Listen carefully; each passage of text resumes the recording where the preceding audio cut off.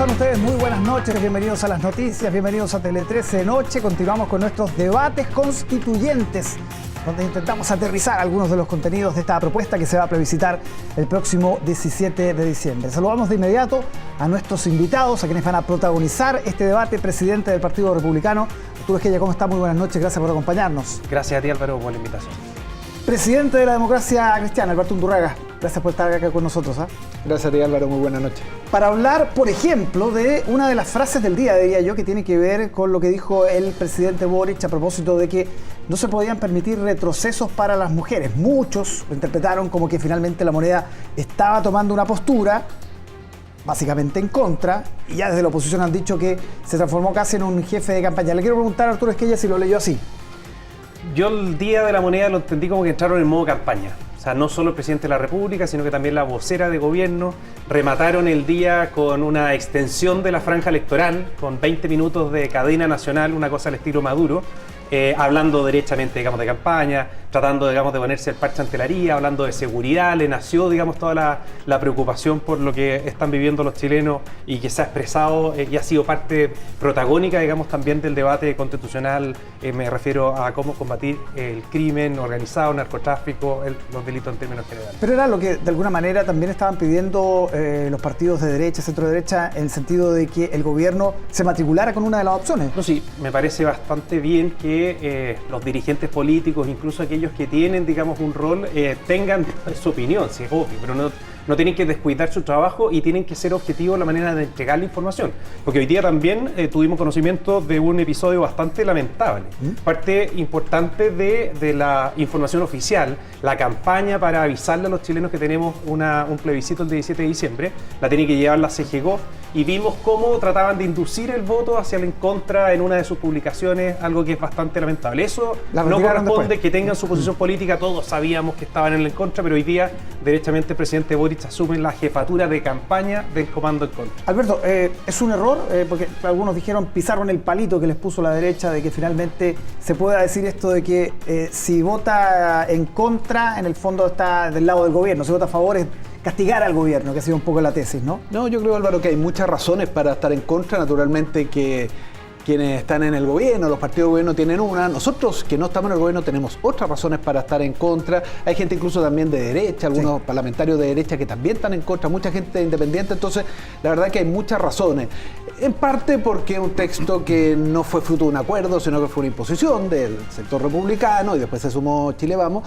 Ellos mismos han señalado, los consejeros, que este es un texto que representa más a la derecha que a todo el país, como debiera ser una constitución, en parte porque hay retrocesos de derechos y en parte también por varias pifias, ¿no? Que después las podemos ir conversando, palabras que aparecen en determinados lugares que cambian el sentido de la norma, ¿no? Entonces hay muchas razones para estar en contra. Si hoy día pero está bien que el presidente de alguna manera plantee o haga suyo uno de los argumentos del en contra. Bueno, el presidente como jefe de coalición, la coalición de gobierno, naturalmente, que le está hablando a su coalición, pero nosotros no estamos en el gobierno, por eso tenemos una franja aparte, por eso tenemos una campaña aparte, justamente para marcar que el verdadero acuerdo nacional se logra en contra. Si gana el a favor, finalmente gana una constitución de la división, y con el en contra es posible construir un verdadero acuerdo en todas estas materias que le importan a los chilenos, como es seguridad, pensiones, salud, educación, crecimiento, entre otras. Vamos al tema de fondo, ¿no? Que las mujeres, retroceso en derechos para las mujeres. Eso es lo que plantea hace rato ya la campaña del en contra, y que hoy día el presidente lo asume. ¿Cómo responden ustedes a eso? Que en el fondo, sobre todo lo que tiene que ver con el aborto en 3 causales, podría quedar en jaque. No, es parte de una caricatura que han ido instalando, particularmente partió en el Consejo, los expertos de extrema izquierda empezaron a instalar, digamos, que por una palabra en el fondo podía haber una interpretación distinta. ¿El qué y el quién? Eso había quedado lo suficientemente atrás. De hecho, en una de las votaciones se le dio la oportunidad a la izquierda que dejáramos exactamente la misma reacción para la protección de la vida que está por nacer, que tiene la Constitución vigente, y no quisieron. Es decir, los fantasmas en el fondo que ellos tienen, que podría haber afectado las 3 causales, obviamente que no se las cree nadie. Y bueno, y salieron, digamos, intelectuales, académicos y muchas personas a desmentirlo. Entonces, van viendo en el fondo por dónde pueden entrar a debatir, a discutir, a cuestionar, digamos, el texto. Ellos creen en el fondo que pueden hacer algún daño por ahí. Nosotros contestamos, digamos, que si se trata de mujeres, hay un cambio significativo desde el punto de vista de cómo mejoran las condiciones en el texto constitucional para las mujeres, asegurando igualdad salarial respecto al mismo trabajo y tantas otras cosas que seguramente las mujeres se han ido enterando en estos días. Le preguntamos a Alberto Undurraga, ¿retrocede el derecho para las mujeres esta propuesta? Yo creo que sí, porque se le pone incertidumbre, porque si quisieran exactamente lo mismo habría mantenido la palabra, sin embargo la cambian, y esto se produce en otras partes del texto también. Mira, aquí cuando cambia el qué por el quién, la protección de la vida, el que está por nacer, y lo cambian por quién, eso, bueno, ¿por qué lo hacen? Claramente tiene un significado distinto y por lo tanto eso va a generar una discusión en el Tribunal Constitucional. Después eso sucede en otros lados también, en materia penal, cuando se habla que el delito tiene que estar expresamente en la ley, así lo dice la actual Constitución, y se agrega la palabra preciso y expresamente, uno se pregunta, bueno, ¿por qué? Probablemente estaban pensando en ponerle cierto coto a alguna acción del Estado en temas económicos. Sin embargo, el efecto que tiene es que aquellas cosas que están en reglamento pueden ser declaradas inconstitucionales. Entonces, esto no lo decimos nosotros, que estamos en la campaña, lo dicen destacados penalistas de la Universidad Adolfo Ibáñez, que no es una universidad de izquierda. Lo mismo después en materia de pensiones. Ya estamos de acuerdo en que los fondos de pensiones, las cotizaciones de los trabajadores sean de los trabajadores y que tengan libertad para ver dónde se invierten. Pero cuando se agrega la palabra administración, finalmente libertad en la administración y en la inversión, finalmente lo que uno está haciendo ahí es decir, ¿sabe qué? El sistema no se mueve, el sistema de AFP. Entonces hay un conjunto de palabras que vienen de contrabando, que claro, Arturo podrá decir, no, si es lo mismo. Bueno, es que si es lo mismo, ¿por qué no dejaron exactamente la misma palabra? Hablemos de pensiones, Arturo.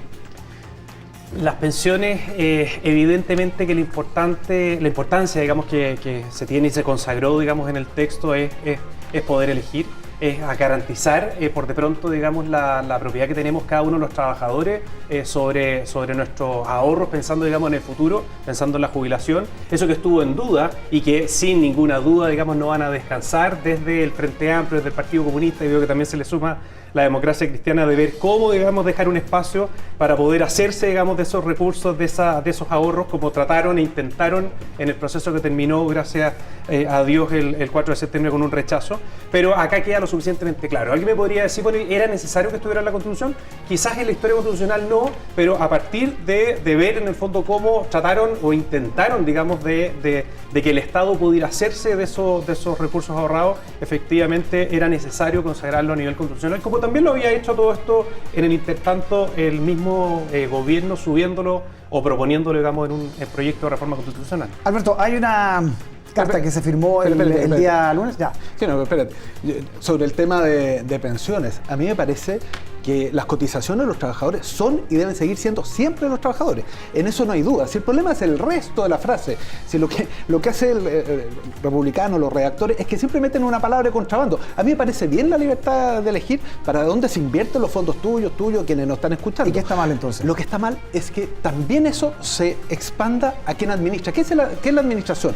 La administración es el soporte, la cobranza, todo lo que tiene que ver con el soporte que saca el resto de las cosas. ¿Cómo funciona en otros sistemas y cómo funciona aquí en el Fondo Seguro de Cesantía? Funciona que se licita, es un ente único, que es privado, único que se licita. ¿Y por qué eso es bueno? Porque baja los costos.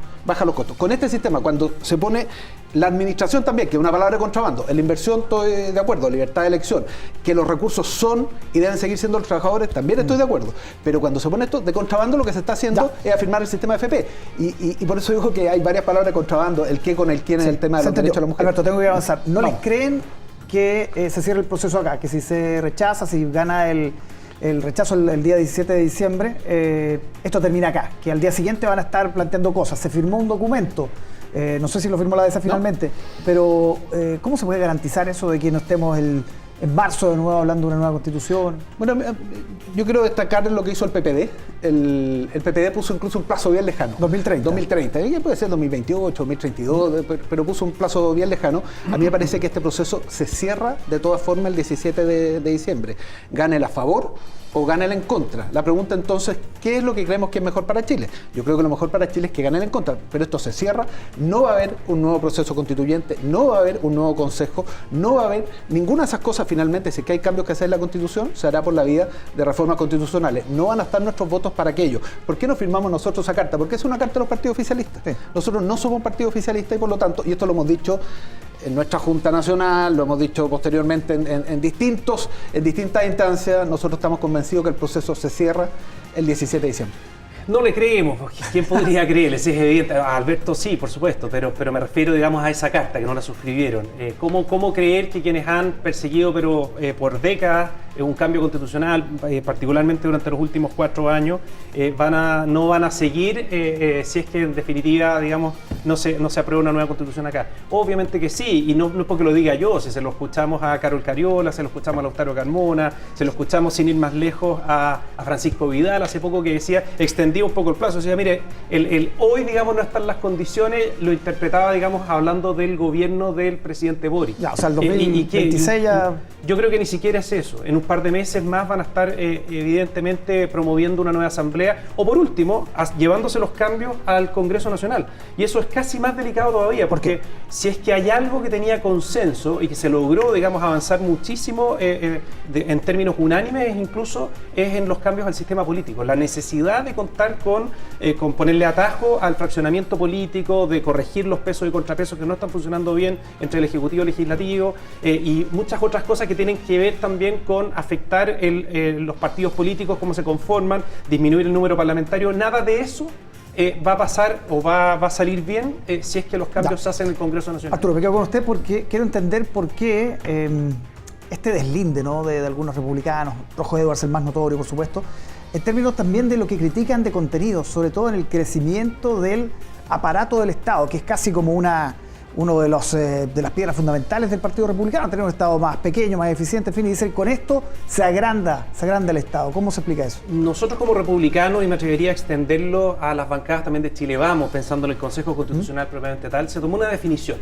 Y la definición consiste en que haya un antes y un después en la manera en que el Estado enfrenta la seguridad pública en Chile. Estamos en condiciones extremas y tiene que haber, digamos, un paraguas a nivel constitucional que te permita hacer cambios más sustantivos.